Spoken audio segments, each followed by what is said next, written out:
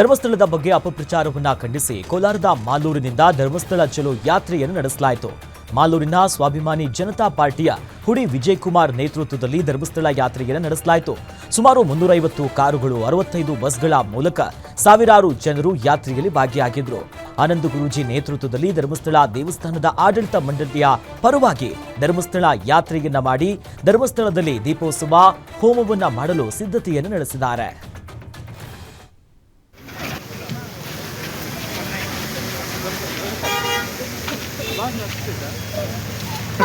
जय बोलो उड़ी विजय कुमार के, जय बोलो उड़ी विजय कुमार के, जय बोलो उड़ी चलो चलो चलो चलो चलो धर्मस्थಳ चलो चलो चलो धर्मस्थಳ चलो.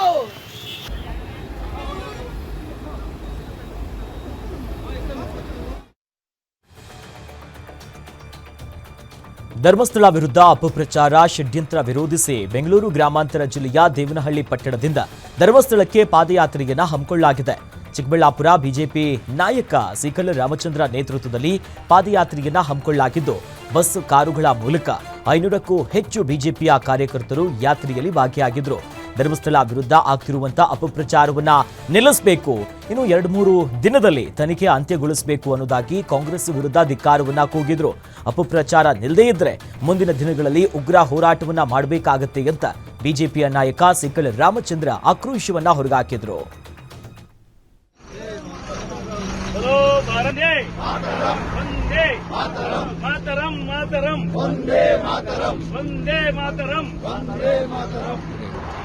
ಉಳಿಸಿ ಉಳಿಸಿ ಧರ್ಮ ಉಳಿಸಿ ಧರ್ಮ ಉಳಿಸಿ ಉಳಿಸಿ ಉಳಿಸಿ ಧರ್ಮ ಉಳಿಸಿ ಉಳಿಸಿ ಧರ್ಮ ಉಳಿಸಿ ಉಳಿಸಿ ಉಳಿಸಿ ಧರ್ಮ ಉಳಿಸಿ ಧರ್ಮಸ್ಥಳ ಬೋಲೋ ಭಾರತ್ ಮಾತಾ ಕಿ ಜೈ, ಭಾರತ್ ಮಾತಾ ಕಿ ಜೈ. ಉಳಿಸಿ ಉಳಿಸಿ ಧರ್ಮ ಉಳಿಸಿ ಉಳಿಸಿ ಉಳಿ ಬರಲಿ ಒಗ್ಗಟ್ಟಿರಲಿ ಎಲ್ಲಿವರೆಗೂ ಹೋರಾಟ.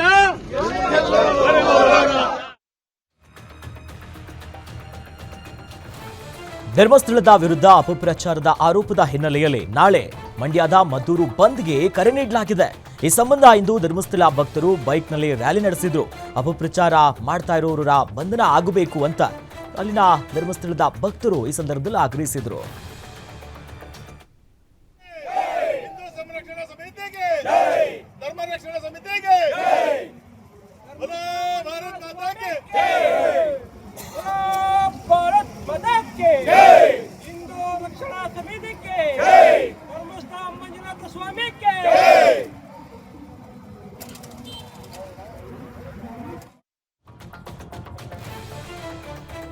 ಘಟಪ್ರಭಾ ನದಿಯ ಅಬ್ಬರಕ್ಕೆ ಬೆಳಗಾವಿ ಜಿಲ್ಲೆಯ ಗೋಕಾಕ್ ನಗರದ 4 ಬಡಾವಣೆಗಳು ಮುಳುಗಡೆಯಾಗಿದ್ದು, ಉಪಾರ್ಪೇಟೆ, ಮಟನ್ ಮಾರ್ಕೆಟ್, ಇನ್ನು ಕುಮಾರಗಲ್ಲಿಯಲ್ಲಿ ಪ್ರವಾಹದ ಪರಿಸ್ಥಿತಿ ಉಂಟಾಗಿದೆ. ಪ್ರವಾಹದ ಹಿನ್ನೆಲೆಯಲ್ಲಿ 300ಕ್ಕೂ ಹೆಚ್ಚು ಸಂತ್ರಸ್ತರನ್ನ ಕಾಳಜಿ ಕೇಂದ್ರಕ್ಕೆ ಈಗ ಸ್ಥಳಾಂತರಿಸಲಾಗಿದೆ. ಈ ಭಾಗದಲ್ಲಿ ಶಾಶ್ವತ ಪರಿಹಾರಕ್ಕೆ ಸ್ಥಳೀಯರು ಆಗ್ರಹಿಸಿದ್ದು, ಕಾಳಜಿ ಕೇಂದ್ರಕ್ಕೆ ಡಿಸಿ ಮೊಹಮ್ಮದ್ ರೋಷನ್ ಹಾಗೂ ಸಿಇಒ ಭೇಟಿ ನೀಡಿ ಸಂತ್ರಸ್ತರ ನೋವನ್ನ ಆಲಿಸಿದ್ರು. ಈ ವೇಳೆ ಮಹಿಳಾ ಸಂತ್ರಸ್ತರು ತಮ್ಮ ಅಳಲನ್ನ ತೋಡ್ಕೊಂಡ್ರು. ಪ್ರತಿ ಮಳೆಗಾಲದ ಸಂದರ್ಭದಲ್ಲಿ ನಾವು ಮನೆ ಬಿಟ್ಟು ಕಾಳಜಿ ಕೇಂದ್ರ ಸೇರಬೇಕು, ನಮಗೆ ಶಾಶ್ವತ ಪರಿಹಾರವನ್ನ ಕಲ್ಪಿಸಬೇಕು ಅಂತ ಸಂತ್ರಸ್ತರು ಮನವಿ ಮಾಡಿದ್ರು.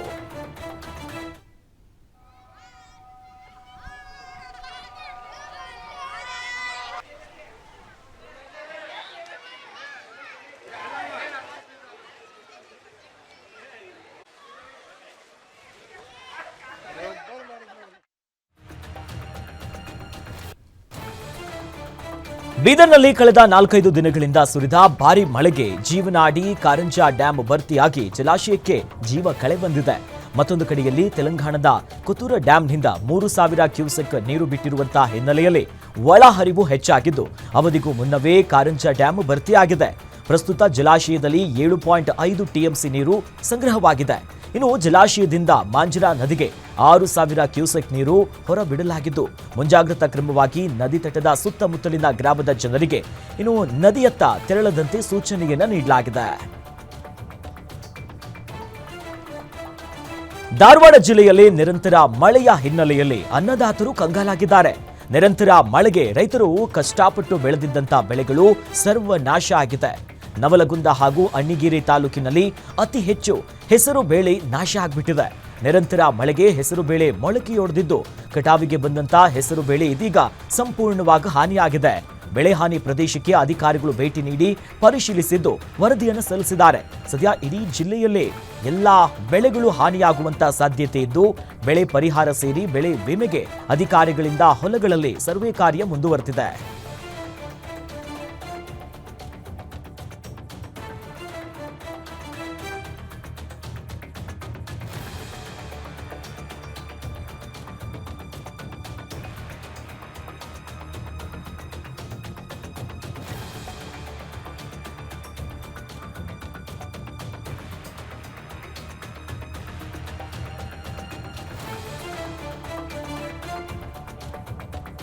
ಮಹಾರಾಷ್ಟ್ರದಲ್ಲಿ ಭಾರಿ ಮಳೆಯಾಗ್ತಿರುವಂತಹ ಹಿನ್ನೆಲೆಯಲ್ಲಿ ವೇದಗಂಗಾ ನದಿ ಉಕ್ಕಿ ಹರಿತಾ ಇದೆ. ಇದರಿಂದ ಕರ್ನಾಟಕ ಗಡಿಯಲ್ಲಿ ಪ್ರವಾಹದ ಆತಂಕ ಎದುರಾಗಿದೆ. ಬೆಳಗಾವಿ ಜಿಲ್ಲೆಯ ನಿಪ್ಪಾಣಿ ತಾಲೂಕಿನ ಹುನ್ನರಗಿ ಗ್ರಾಮಕ್ಕೆ ವೇದಗಂಗಾ ನದಿ ನೀರು ನುಗ್ಗಿದ್ದು ಸುಮಾರು 20ಕ್ಕೂ ಹೆಚ್ಚು ಕುಟುಂಬಗಳನ್ನ ಕಾಳಜಿ ಕೇಂದ್ರಕ್ಕೆ ಸ್ಥಳಾಂತರ ಮಾಡಲಾಗಿದೆ. ನಿಪ್ಪಾಣಿ ತಹಶೀಲ್ದಾರ್ ಬಳಿಗಾರ ಹಾಗೂ ಗ್ರಾಮ ಪಂಚಾಯಿತಿ ಅಧಿಕಾರಿಗಳ ನೇತೃತ್ವದಲ್ಲಿ ಟ್ರ್ಯಾಕ್ಟರ್ ಮಿನಿ ವ್ಯಾನ್ ಮೂಲಕ ಸ್ಥಳಾಂತರ ಕಾರ್ಯ ನಡೆಯಿತು.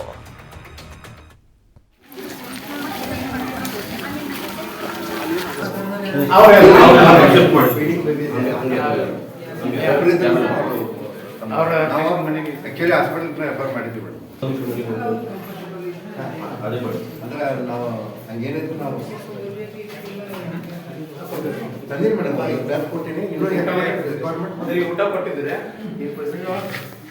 ಅವ್ರಿಗೆ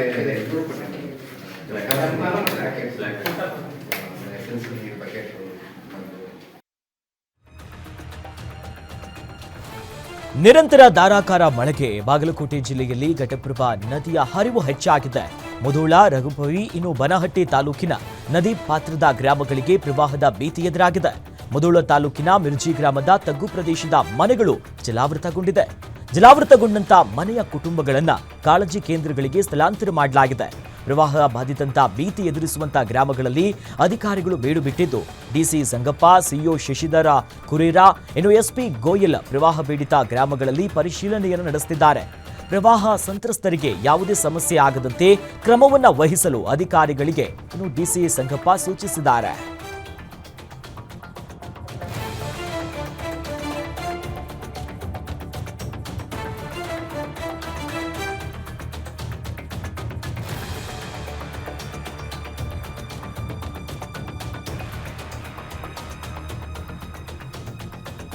ಇತ್ತ ಕಲಬುರಗಿಯಲ್ಲೂ ಕೂಡ ಮಳೆಯ ಅವಾಂತರದಿಂದ ರೈತರು ಕಷ್ಟಪಟ್ಟು ಬೆಳೆದಿದ್ದಂತ ಬೆಳೆಗಳು ಹಾನಿಯಾಗಿದೆ. ಕೂಡಲೇ ಬೆಳೆ ಹಾನಿ ಸಮೀಕ್ಷೆಯನ್ನ ನಡೆಸಿ ವರದಿಯನ್ನ ನೀಡುವಂತೆ ಕೃಷಿ ಇಲಾಖೆಯ ಅಧಿಕಾರಿಗಳಿಗೆ ಜಿಲ್ಲಾಧಿಕಾರಿಯವರು ಈಗ ಸೂಚನೆ ನೀಡಿದ್ದಾರೆ. ಜನವರಿಯಿಂದ ಆಗಸ್ಟ್ ತಿಂಗಳವರೆಗೆ ಕಲಬುರಗಿ ಜಿಲ್ಲೆಯಲ್ಲಿ 632 ಮಿಲಿಮೀಟರ್ ಮಳೆಯಾಗಿದೆ. 51% ಮಳೆ ಪ್ರಮಾಣ ಹೆಚ್ಚಾದಂತಹ ಹಿನ್ನೆಲೆಯಲ್ಲಿ ತೊಗರಿ, ಉದ್ದು, ಈ ಹೆಸರು ಬೆಳೆ ಸಂಪೂರ್ಣವಾಗಿ ಹಾನಿಯಾಗಿದೆ. ರೈತರಿಗೆ ಅನುಕೂಲ ಆಗುವ ನಿಟ್ಟಿನಲ್ಲಿ ಇದೀಗ ರಾಜ್ಯ ಸರ್ಕಾರ ಬೆಳೆ ಸಮೀಕ್ಷೆಗೆ ಮುಂದಾಗಿದೆ.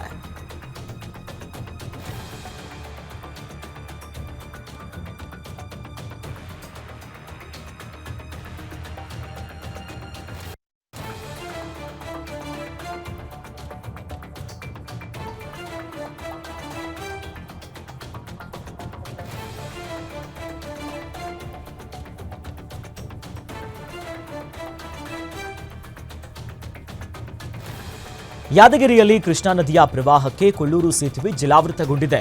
ಶಹಾಪುರ ತಾಲೂಕಿನ ಕೃಷ್ಣಾ ನದಿಗೆ ಅಡ್ಡಲಾಗಿರುವಂತಹ ಕೊಳ್ಳೂರು ಸೇತುವೆ ಜಲಾವೃತಗೊಂಡಿರುವಂತಹ ಹಿನ್ನೆಲೆಯಲ್ಲಿ ರಾಯಚೂರು, ಯಾದಗಿರಿ ಹಾಗೂ ಕಲಬುರಗಿ ಜಿಲ್ಲೆಯ ಸಂಪರ್ಕ ಬಂದ್ ಆಗಿದೆ. ಸೇತುವೆ ಮುಳುಗಡೆಯ ಹಿನ್ನೆಲೆಯಲ್ಲಿ ವಾಹನಗಳ ಸಂಚಾರ ಸಂಪೂರ್ಣವಾಗಿ ಸ್ಥಗಿತ ಆಗಿದೆ. ಸೇತುವೆಯ ತೀರಕ್ಕೆ ಯಾರೂ ಕೂಡ ತೆರಳದಂತೆ ಪೊಲೀಸರು ನಿಗಾ ವಹಿಸಿದ್ದಾರೆ. ಯಾವುದೇ ವಾಹನ ಹಾಗೂ ಸಾರ್ವಜನಿಕರು ತೆರಳದಂತೆ ನಿಷೇಧವನ್ನ ಹೇರಲಾಗಿದೆ. ಪ್ರತಿ ವರ್ಷ ಸೇತುವೆ ಮುಳುಗಡೆಯಿಂದ ಜನ ಆಕ್ರೋಶವನ್ನ ಹೊರಗಾಕಿದ್ದಾರೆ. ಎತ್ತರವಾದಂತಹ ಸೇತುವೆಯನ್ನ ನಿರ್ಮಿಸಿ ಕೊಡಿ ಅಂತ ಗ್ರಾಮಸ್ಥರು ಸರ್ಕಾರಕ್ಕೆ ಆಗ್ರಹಿಸಿದರು.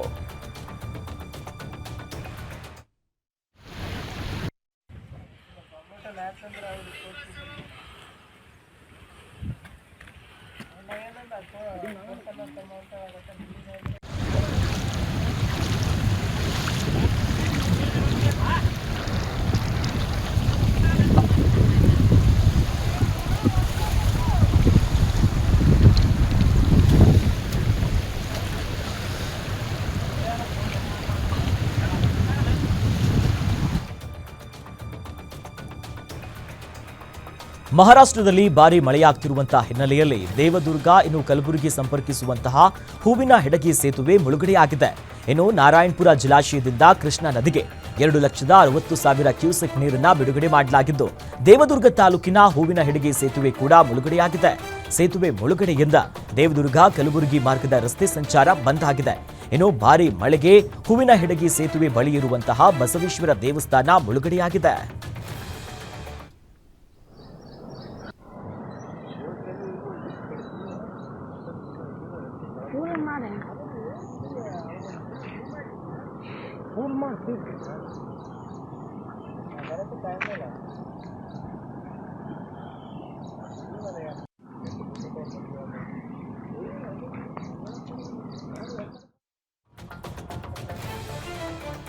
ಮಹಾರಾಷ್ಟ್ರದಲ್ಲಿ ಮಳೆಯ ಅಬ್ಬರ ಮುಂದುವರೆದಿದ್ದು, ಕೃಷ್ಣಾ ನದಿಯಲ್ಲಿ ಒಳಹರಿವು ಹೆಚ್ಚಳವಾಗಿದೆ. ನದಿ ಪಾತ್ರದ ಗ್ರಾಮಗಳಿಗೆ ಬೆಳಗಾವಿ ಜಿಲ್ಲಾಧಿಕಾರಿ ಮೊಹಮ್ಮದ್ ರೋಷನ್ ಭೇಟಿ ನೀಡಿದ್ದು, ಇನ್ನು ಕೊಯ್ನಾ ಜಲಾಶಯದಿಂದ 95,000 ಕ್ಯೂಸೆಕ್ ನೀರನ್ನ ಬಿಡುಗಡೆ ಮಾಡಲಾಗಿದೆ. ಪಂಚಗಂಗಾ, ದೂದಗಂಗಾ ನದಿಗಳ ನೀರು ಸೇರಿ ಕೃಷ್ಣಾ ನದಿಯಲ್ಲಿ ನೀರಿನ ಮಟ್ಟ ಏರಿಕೆಯಾಗಿದೆ. ಕೃಷ್ಣಾ ನದಿಯಲ್ಲಿ 1,60,000 ಈ ಕ್ಯೂಸೆಕ್ ಒಳಹರಿವು ಇದೆ. ಇನ್ನು ನಿಪ್ಪಾಣಿಯ 2 ಗ್ರಾಮಗಳಿಗೆ ಪ್ರವಾಹದ ಭೀತಿ ಎದುರಾಗಿದೆ. ಇನ್ನು ಹುನ್ನರಗಿ ಗ್ರಾಮದ 30 ಕುಟುಂಬಗಳು ಈಗಾಗಲೇ ಕಾಳಜಿ ಕೇಂದ್ರಕ್ಕೆ ಅವರನ್ನ ಸ್ಥಳಾಂತರ ಮಾಡಲಾಗಿದೆ. ನಾಳೆ ಮಹಾರಾಷ್ಟ್ರದಿಂದ 2,20,000 ಕ್ಯೂಸೆಕ್ ನೀರು ಬಿಡುಗಡೆ ಮಾಡುವಂತ ಸಾಧ್ಯತೆ ಇದ್ದು, ಪ್ರವಾಹಕ್ಕೆ ಒಳಗಾಗುವಂತ ಗ್ರಾಮದಲ್ಲಿ ಈಗಾಗಲೇ ಸಿದ್ಧತೆಯನ್ನು ಮಾಡಿಕೊಳ್ಳಲಾಗಿದೆ. 550 ಕಾಳಜಿ ಕೇಂದ್ರವನ್ನ ಸ್ಥಾಪಿಸಲು ನಿರ್ಧಾರ ಮಾಡಲಾಗಿದೆ ಅಂತ ಚಿಕ್ಕೋಡಿಯ ತಾಲೂಕಿನ ಮಾಂಜರಿ ಗ್ರಾಮದಲ್ಲಿ ಜಿಲ್ಲಾಧಿಕಾರಿ ಈ ಬಗ್ಗೆ ಮಾಹಿತಿಯನ್ನು ನೀಡಿದರು.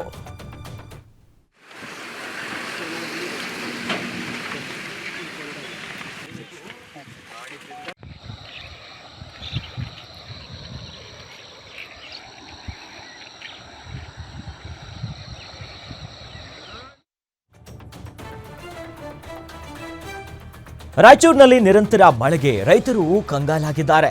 ದಾಳಿಂಬೆ ಗಿಡಗಳು ರೋಗಗ್ರಸ್ತವಾಗಿರುವುದರಿಂದ ಇಡೀ ದಾಳಿಂಬೆ ತೋಟವನ್ನೇ ರೈತ ನಾಶ ಮಾಡಿದ್ದಾನೆ.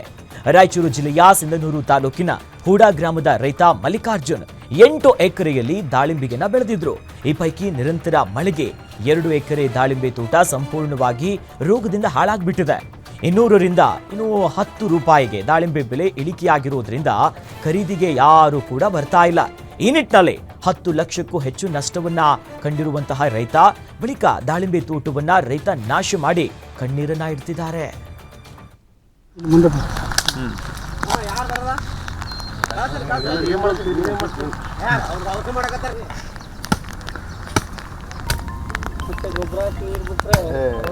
ಇಲ್ಲ ಸರ್, ತೆಗೆದ್ರೆ ರೋಗ ಬಂದ್ರೆ ಸರ್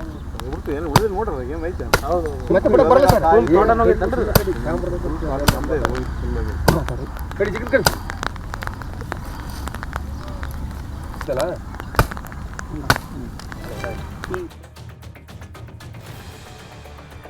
ವಿಜಯಪುರ ಜಿಲ್ಲೆಯಲ್ಲಿ ಮಳೆಯಿಂದ ನಷ್ಟ ಅನುಭವಿಸಿದ 2 ಕುಟುಂಬಗಳಿಗೆ ಜಿಲ್ಲಾ ಉಸ್ತುವಾರಿ ಸಚಿವ ಎಂಬಿ ಪಾಟೀಲ್ ವೈಯಕ್ತಿಕವಾಗಿ ಆರ್ಥಿಕ ನೆರವನ್ನು ನೀಡಿದರು. ನೆಹರು ನಗರದ ನಿವಾಸಿ ಅಚ್ಯುತ ಆಚಾರ ಕುಟುಂಬ, ಇನ್ನು ರಾಜಾಜಿನಗರದ ನಿವಾಸಿ ಮೊಹಮ್ಮದ್ ಜಾಫರ್ ಕುಟುಂಬಕ್ಕೆ ತಲಾ 50,000 ರೂಪಾಯಿಯನ್ನ ವೈಯಕ್ತಿಕ ಪರಿಹಾರ ನೀಡಿದರು.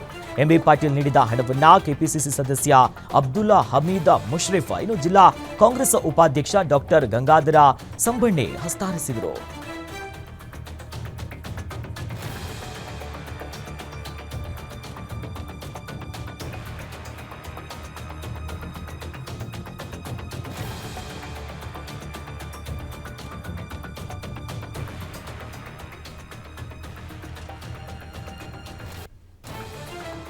ವಿಶ್ವವಿಖ್ಯಾತ ಮೈಸೂರು ದಸರಾ ಮಹೋತ್ಸವದಲ್ಲಿ ಏರ್ ಶೋ ಆಯೋಜಿಸಲು ಕೇಂದ್ರ ರಕ್ಷಣಾ ಸಚಿವ ರಾಜನಾಥ್ ಸಿಂಗ್ ಗ್ರೀನ್ ಸಿಗ್ನಲ್ ಅನ್ನು ಕೊಟ್ಟಿದ್ದಾರೆ. ಈ ಸಂಬಂಧ ಕೇಂದ್ರ ರಕ್ಷಣಾ ಸಚಿವ ರಾಜನಾಥ್ ಸಿಂಗ್ಗೆ ಸಿಎಂ ಸಿದ್ದರಾಮಯ್ಯ ಕೃತಜ್ಞತೆಯನ್ನ ಸಲ್ಲಿಸಿದ್ದಾರೆ. ನಿಮ್ಮ ಉಪಸ್ಥಿತಿ ಕರ್ನಾಟಕದ ನಾಗರಿಕರಿಗೆ ಅಪಾರ ಪ್ರೋತ್ಸಾಹದ ಮೂಲವಾಗುತ್ತೆ. ಜೊತೆಯಲ್ಲಿ ನಮ್ಮ ಸಶಸ್ತ್ರ ಪಡೆಗಳ ಬಗ್ಗೆ ನಾವು ಹೊಂದಿರುವಂತಹ ಗೌರವ, ಮೆಚ್ಚುಗೆಯ ಬಂಧವನ್ನ ಮತ್ತಷ್ಟು ಬಲಪಡಿಸುತ್ತದೆ. ಇನ್ನು ಕಾರ್ಯಕ್ರಮದಲ್ಲಿ ಭಾಗವಹಿಸುವಂತೆ ಸಚಿವರಿಗೆ ಸಿಎಂ ಆಹ್ವಾನವನ್ನು ನೀಡಿದ್ದಾರೆ. ಮೈಸೂರಿನಲ್ಲಿ ಸಿನಿಮಾ ಸ್ಟೈಲ್ ರೀತಿಯಲ್ಲೇ ಅಬಕಾರಿ ಅಧಿಕಾರಿಗಳು ದಾಳಿ ಮಾಡಿದ್ದಾರೆ. ಇನ್ನು ಸಮಯಕ್ಕೂ ಮುನ್ನವೇ ಮಾಲೀಕರು ಬಾರ್ ಅಂಡ್ ರೆಸ್ಟೋರೆಂಟ್ ತೆರೆದಿದ್ದಕ್ಕೆ ಬಾರ್ ಮಾಲೀಕರಿಗೆ ಅಬಕಾರಿ ಅಧಿಕಾರಿಗಳು ತರಾಟೆ ತೆಗೆದುಕೊಂಡಿದ್ದಾರೆ. ಮೈಸೂರಿನ ಹೆಬ್ಬಾಳ ಲೋಕನಾಯಕನಗರ ವಿಜಯನಗರ ವ್ಯಾಪ್ತಿಯಲ್ಲಿ ಅಧಿಕಾರಿಗಳು ದಾಳಿ ನಡೆಸಿದ್ರು. ಅಧಿಕಾರಿಗಳ ದಾಳಿಯಿಂದ ಬಾರ್ ಮಾಲೀಕರು ಕಕ್ಕಾಬಿಕ್ಕಿಯಾದ್ರು. ಇನ್ನು ಮಾಲೀಕರಿಂದ ಮಾಹಿತಿ ಪಡೆದು ಅಬಕಾರಿ ಅಧಿಕಾರಿಗಳು ಅಂಗಡಿಯನ್ನು ಮುಚ್ಚಿಸಿದ್ರು.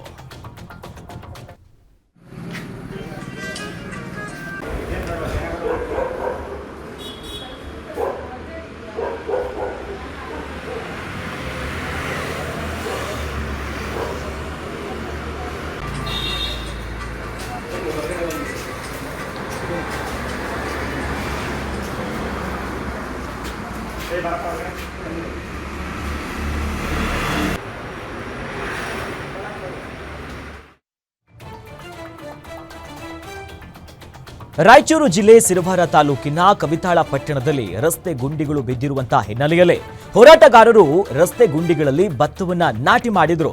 ಅಧಿಕಾರಿಗಳು ರಸ್ತೆ ಗುಂಡಿಗಳನ್ನ ಮುಚ್ಚದೆ ನಿರ್ಲಕ್ಷ್ಯವನ್ನ ತೋರಿರುವಂತಹ ಹಿನ್ನೆಲೆಯಲ್ಲಿ ಲಿಂಗಸಗೂರು ರಾಯಚೂರು ಮಾರ್ಗ ಕಲ್ಪಿಸುವಂತಹ ರಸ್ತೆಯಲ್ಲಿ ಭತ್ತದ ನಾಟಿ ಮಾಡಿ ದಲಿತ ಸಂಘಟನೆಗಳ ಮಹಿಳಾ ಕಾರ್ಯಕರ್ತರು ವಿನೂತನವಾಗಿ ಪ್ರತಿಭಟನೆಯನ್ನು ನಡೆಸಿದ್ದಾರೆ.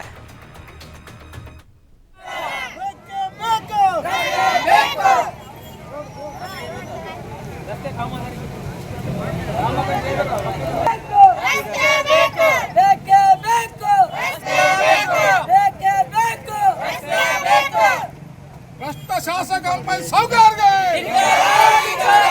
ಭ್ರಷ್ಟ ಶಾಸಕಂಪೈ ಸೌಕಾರ್ಗೆ ಭ್ರಷ್ಟ ಸಚಿವ ಸ್ಪಾನ್ಸರ್. ಗೌರಿ ಗಣೇಶ ಚತುರ್ಥಿಯ ಹಿನ್ನೆಲೆಯಲ್ಲಿ ವಿಜಯನಗರದಲ್ಲಿ ಪೊಲೀಸ್ ಪಥಸಂಚಲನ ಹಾಗೂ ಜಾಗೃತಿಯನ್ನ ಮೂಡಿಸಿದ್ದಾರೆ. ವಿಜಯನಗರ ಜಿಲ್ಲೆಯ ಪರಪ್ಪನ ಈ ನಗರದಲ್ಲಿ ಪಥಸಂಚಲನ ನಡೆಸಲಾಯಿತು. ಗೌರಿ ಗಣೇಶ ಚತುರ್ಥಿಯ ಹಿನ್ನೆಲೆಯಲ್ಲಿ ಮುಂಜಾಗ್ರತಾ ಕ್ರಮವಾಗಿ ಯಾವುದೇ ಅಹಿತಕರ ಘಟನೆ ನಡೆಯದಂತೆ ಇನ್ನು ಪಿಎಸ್ಐ ಶಂಭು ಲಿಂಗಯ್ಯ ಹಿರೇಮಠ ನೇತೃತ್ವದಲ್ಲಿ ನಗರದ ಎಲ್ಲೆಡೆ ಪಥಸಂಚಲನವನ್ನು ನಡೆಸಿದ್ದಾರೆ. ಡಿವೈಎಸ್ಪಿ ವೆಂಕಟಪ್ಪ ನಾಯಕ್ ಮತ್ತು ಸಿಪಿಐ ಮಹಂತೇಶ್ ಸರ್ಜನ್ ಸೇರಿದಂತೆ 60ಕ್ಕೂ ಹೆಚ್ಚು ಪೊಲೀಸರು ಪಥಸಂಚಲನದಲ್ಲಿ ಭಾಗಿಯಾಗಿದ್ದರು.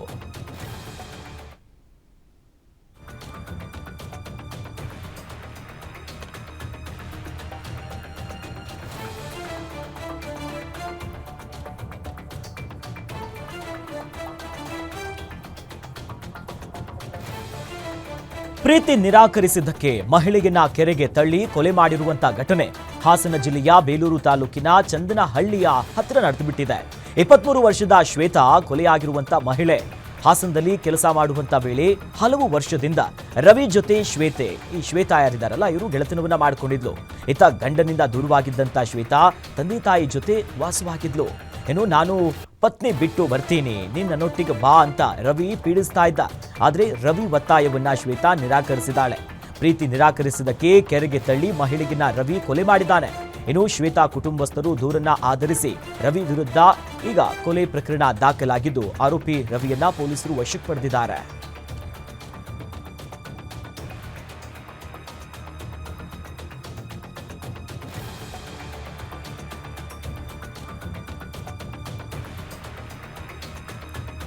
ದಾವಣಗೆರೆಯಲ್ಲಿ ವಿಷದ ಬಾಟಲಿಯನ್ನ ಹಿಡಿದು ವೃದ್ಧ ದಂಪತಿಗಳು ಪ್ರತಿಭಟನೆ ಮಾಡಿದ್ದಾರೆ. ದಾವಣಗೆರೆ ಜಿಲ್ಲೆಯ ಹರಿಹರ ತಾಲೂಕಿನ ಗಂಗಮರಸಿ ಗ್ರಾಮದ ವೃದ್ಧ ದಂಪತಿಗಳು ದಾವಣಗೆರೆಯ ಎಸಿ ಕಚೇರಿಯ ಮುಂದೆ ಪ್ರತಿಭಟನೆಯನ್ನ ಮಾಡಿದ್ದಾರೆ. ವೃದ್ಧ ಕೊಟ್ರಯ್ಯ ಎನ್ನುವವರು 1 ಎಕರೆ 30 ಗುಂಟೆ ಜಮೀನು ಹೊಂದಿದ್ರು. ಅದರಲ್ಲಿ 12 ಗುಂಟೆ ಜಮೀನಿನ ಪಹಣಿ ಬಂದಿಲ್ಲ. ಕಳೆದ 9 ವರ್ಷದಿಂದ ಎಸಿ ಕಚೇರಿಗೆ ಅಲ್ದಾಡ್ತಾ ಇದ್ರು. ನ್ಯಾಯ ಸಿಗದೇ ಇರುವಂತಹ ಹಿನ್ನೆಲೆಯಲ್ಲಿ ಮನನೊಂದು ವಿಷದ ಬಾಟಲಿಯನ್ನ ಹಿಡಿದು ಎಸಿ ಕಚೇರಿಯ ಮುಂದೆ ವೃದ್ಧ ದಂಪತಿಗಳು ಹಾಗೂ ಬುದ್ಧಿಮಾಂದ್ಯ ಮಗಳು ಮತ್ತು ಮೊಮ್ಮಗಳೊಂದಿಗೆ ಪ್ರತಿಭಟನೆಯನ್ನು ನಡೆಸಿದ್ದಾರೆ. ಕ್ಷುಲ್ಲಕ ಕಾರಣಕ್ಕೆ ತಮ್ಮನೇ ಅಣ್ಣನಿಗೆ ಚಾಕು ಎರೆದಿರುವಂತಹ ಘಟನೆ ಶಿವಮೊಗ್ಗದ ಇಂದಿರಾ ಗಾಂಧಿ ಬಡಾವಣೆಯಲ್ಲಿ ನಡೆದಿದೆ. ಬನ್ನಿಕೆರೆ ನಿವಾಸಿಯ 27 ವರ್ಷದ ಜನಾರ್ದನ್ ದಾರುಣವಾಗಿ ಸಾವನ್ನಪ್ಪಿದ್ದಾನೆ. ಇನ್ನು ಜನಾರ್ದನ್ಗೆ ಆತನ ಚಿಕ್ಕಪ್ಪನ ಮಗ ಹನುಮಂತ ಚಾಕು ಎರೆದು ಕೊಂದಿದ್ದಾನೆ ಅಂತ ಆರೋಪಿಸಲಾಗಿದೆ. ಕಳೆದ 5 ವರ್ಷದ ಹಿಂದೆ ಅಪಘಾತದಲ್ಲಿ ಹನುಮಂತ ಕಾಲಿಗೆ ಪೆಟ್ಟು ಮಾಡಿಕೊಂಡಿದ್ದ. ಕಾಲಿನ ಈ ವಿಚಾರಕ್ಕೆ ಅಣ್ಣ ಜನಾರ್ದನ್ ಆಗಾಗ ರೇಗಿಸ್ತಾ ಇದ್ದ. ಇದೇ ಕಾರಣಕ್ಕೆ ಅಣ್ಣ ಜನಾರ್ದನ್ಗೆ ಚಾಕು ಎರೆದು ಹನುಮಂತ ಕೊಂದುಬಿಟ್ಟಿದ್ದಾನೆ.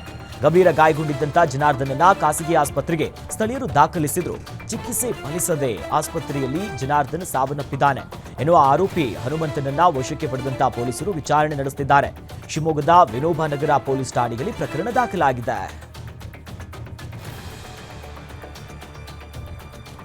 ರೀಲ್ಸ್ ಶೋಕಿಯಿಂದ ಯುವಕನೋರ್ವ ತನ್ನ ಪ್ರಾಣವನ್ನು ಕಳ್ಕೊಂಡ್ಬಿಟ್ಟಿದ್ದಾನೆ. ಹಾಸನ ಜಿಲ್ಲೆಯ ಅರಕಲಗೂಡು ತಾಲೂಕಿನ ಕಬ್ಬಳ್ಳಿಗೆರೆ ರಸ್ತೆಯಲ್ಲಿ ಈ ಘಟನೆ ನಡೆದಿರೋದು. ಸೋಷಿಯಲ್ ಮೀಡಿಯಾದಲ್ಲಿ ಕಮೆಂಟು ಲೈಕ್ ಪಡ್ಕೊಳ್ಬೇಕೆನ್ನುವಂತ ಗೇಳುಗು ಬಿದ್ದಿದ್ದಂತ 19 ವರ್ಷದ ಯುವಕ ಕಿರಣ್ ಟ್ರ್ಯಾಕ್ಟರ್ನಲ್ಲಿ ರೀಲ್ಸ್ ಮಾಡುವಾಗ ಟ್ರ್ಯಾಕ್ಟರ್ ಮಗುಚಿ ಬಿದ್ದಿದೆ. ಬೆಟ್ಟದ ತಪ್ಪಲಿನಲ್ಲಿ ಇರುವಂತಹ ರಸ್ತೆಯಲ್ಲಿ ರೀಲ್ಸ್ ಮಾಡ್ತಿದ್ದಂತಹ ಸಂದರ್ಭದಲ್ಲಿ ಈ ಘಟನೆಯಾಗಿದೆ. ಯುವಕ ಮೃತಪಟ್ಟಿರುವಂತಹ ಹಿನ್ನೆಲೆ ಪೋಷಕರ ಆಕ್ರಂದನ ಮುಗಿಲು ಮುಟ್ಟಿದೆ. ಇನ್ನು ಕೊಡನೂರು ಪೊಲೀಸ್ ಠಾಣೆಯಲ್ಲಿ ಪ್ರಕರಣ ದಾಖಲಾಗಿದೆ.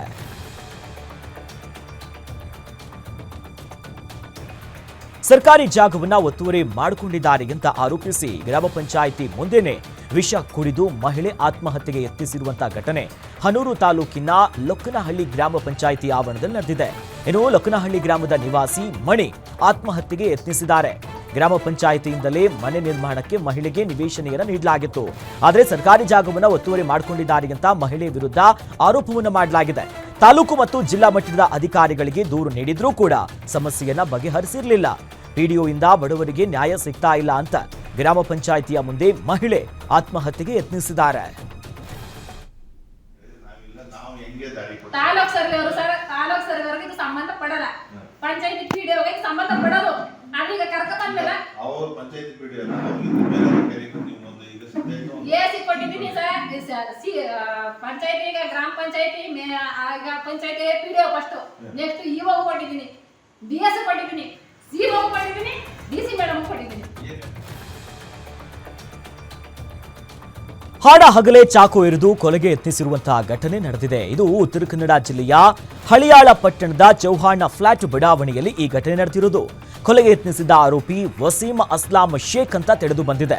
ಸೆಂಟ್ರಿಂಗ್ ಕೆಲಸ ಮಾಡಿಕೊಂಡಿದ್ದಂತ ಆರೋಪಿ ವಸೀಂ ಹೊಸೂರು ಗಲ್ಲಿಯ ಹೋಟೆಲ್ ಕಾರ್ಮಿಕ ಮುಕ್ತುಮ್ ಹುಸೇನ್ ಬಳಿ ಬೈಕ್ ಡ್ರಾಪ್ ಕೇಳಿದ. ಬೈಕ್ನಲ್ಲಿ ಹೋಗ್ತಿರುವಂತಹ ಸಂದರ್ಭದಲ್ಲಿ ಆರೋಪಿ ವಸೀಂ ಮುಕ್ತಮ್ ಹುಸೇನ್ ಆತನಿಗೆ ಕುತ್ತಿಗೆಯ ಕೆಳಭಾಗಕ್ಕೆ ಚಾಕುವಿನಿಂದ ಎರಿದು ಪರಾರಿಯಾಗಿದ್ದಾನೆ. ಗಾಯಾಳು ಮುಕ್ತುಮ್ ಹುಸೇನ್ ಬುಡ್ಡೆ ಮುಲ್ಲಾನನ್ನ ಹಳಿಯಾಳ ಸರ್ಕಾರಿ ಆಸ್ಪತ್ರೆಗೆ ದಾಖಲು ಮಾಡಲಾಗಿದ್ದು ಹೆಚ್ಚಿನ ಚಿಕಿತ್ಸೆಗಾಗಿ ಧಾರವಾಡಕ್ಕೆ ಆತನನ್ನ ಶಿಫ್ಟ್ ಮಾಡಲಾಗಿದೆ. ಹಳಿಯಾಳ ಪೊಲೀಸ್ ಠಾಣೆಯಲ್ಲಿ ಪ್ರಕರಣ ದಾಖಲಾಗಿದ್ದು ಇನ್ನು ಕ್ರೈಮ್ ಪಿಎಸ್ಐ ಕೃಷ್ಣಗೌಡ ಅರಕೇರಿ ನೇತೃತ್ವದಲ್ಲಿ ಆರೋಪಿಗಾಗಿ ಶೋಧ ಕಾರ್ಯ ಮುಂದುವರೆದಿದೆ.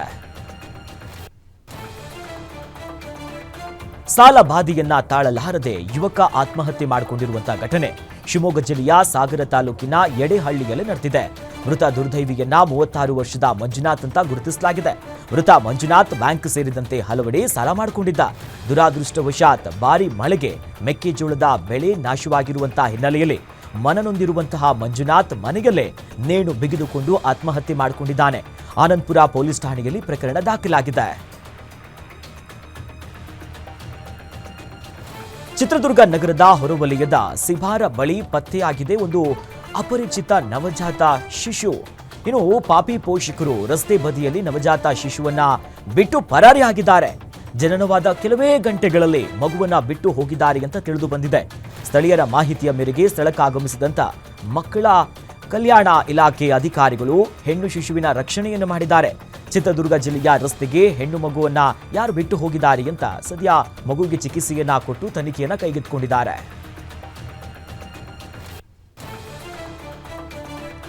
ಅಕ್ರಮವಾಗಿ ವಿವಿಧ ಯೋಜನೆಯ ಅಕ್ಕಿಯನ್ನ ಸಂಗ್ರಹಿಸಿ ಸಾಗಾಟ ಮಾಡುವಾಗ ಪೊಲೀಸರು ಹಾಗೂ ಆಹಾರ ನಿರೀಕ್ಷಕರು ಜಂಟಿಯಾಗಿ ದಾಳಿ ನಡೆಸಿದ್ದಾರೆ. ವಿಜಯಪುರ ಜಿಲ್ಲೆಯ ಚಡಾಚಣ ತಾಲೂಕಿನ ಈ ಅರ್ಜುನಾಳ ರಸ್ತೆಯಲ್ಲಿ ಈ ಘಟನೆ ನಡೆದಿದೆ. ಹರ್ಷತ್ ದಂಡೇವಾಲೆ ಹಾಗೂ ಹುಸೇನ್ ಟಪಾಲ ಎಂಬಾತರನ್ನ ಪೊಲೀಸರು ಅರೆಸ್ಟ್ ಮಾಡಿದ್ದಾರೆ. ಬಂಧಿತ ಆರೋಪಿಗಳಿಂದ 10 ಲಕ್ಷ ಮೌಲ್ಯದ ಗೂಡ್ಸ್ ಲಾರಿ ಹಾಗೂ ಇನ್ನು ಬಹಳ ದೊಡ್ಡ ಪ್ರಮಾಣದ 12,130 ಕೆಜಿ ಅಕ್ಕಿಯನ್ನ ವಶಕ್ಕೆ ಪಡೆದುಕೊಂಡಿದ್ದಾರೆ. ಸದ್ಯ ಈ ಸಂಬಂಧ ಕೇಸ್ ಕೂಡ ದಾಖಲಾಗಿದೆ.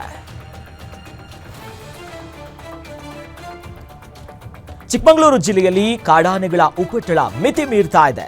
ಎನ್ಆರ್ಪುರ ತಾಲೂಕಿನ ಬಾಳೆಹೊನ್ನೂರು ಪಟ್ಟಣದ ವಿವೇಕ ನಗರದಲ್ಲಿರುವಂತಹ ಕಾಫಿ ತೋಟದಲ್ಲಿ ಕಾಡಾನೆ ಬೀಡು ಬಿಟ್ಟಿದೆ. ಸ್ಥಳೀಯರಲ್ಲಿ ಆತಂಕ ಶುರುವಾಗಿದೆ. ಇನ್ನು ಬಾಳೆಹೊನ್ನೂರು ಸುತ್ತಮುತ್ತ 4 ದಿನದಲ್ಲಿ 2 ಕಾಡಾನೆ ಬಲಿ ಪಡ್ಕೊಂಡಿದೆ.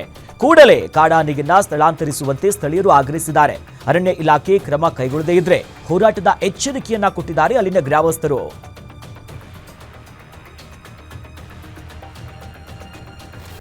ಇತ್ತ ದಾವಣಗೆರೆ ಜಿಲ್ಲೆಯಲ್ಲೂ ಕೂಡ ಕಾಡಾನೆಗಳ ಹಾವಳಿ ಹೆಚ್ಚಾಗಿದೆ. ಚನ್ನಗಿರಿ ತಾಲೂಕಿನ ಇತರ ಭಾಗದಲ್ಲೂ ಕೂಡ ನಿನ್ನೆ ರಾತ್ರಿ 2 ಕಾಡಾನೆಗಳು 20 ಎಕರೆ ಜಮೀನಿನಲ್ಲಿ ಬೆಳೆದಿದ್ದಂತಹ ಬೆಳೆಯನ್ನು ನಾಶ ಮಾಡಿಬಿಟ್ಟಿದೆ.